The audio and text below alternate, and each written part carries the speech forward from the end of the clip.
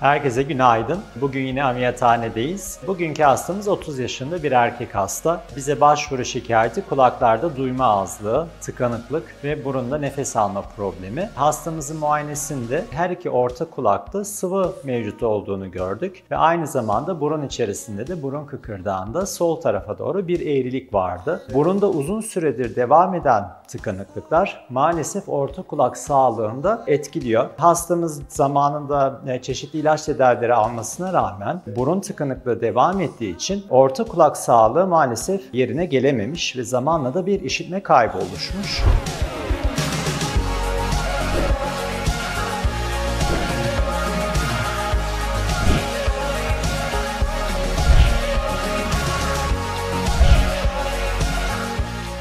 Ameliyatımızın sonuna geldik. Hastamızın kulak cerrahisini ve burun cerrahisini sonlandırdık. Hastamızın burun kısmında sol tarafa belki de çocukluğundan beri var olan ciddi derecede bir deviyasyonu, eğriliği vardı. Kıkırdak ve kemik kısmında da eğrilik devam ediyordu. Bunları düzelttik. Burun etlerine de bir müdahale yaptık ve her iki taraftan optimum hava geçişini sağlayacak şekilde ayarladık. Bugün öğleden sonra eğer hastamızın tıbbi süreçlerinde bir engel olmazsa taburculuğunu planlıyoruz. Birkaç gün sonra silikon tamponlarını çektikten sonra şehir dışına, memleketine kendisini taburcu edeceğiz. Böylece bitmiyor.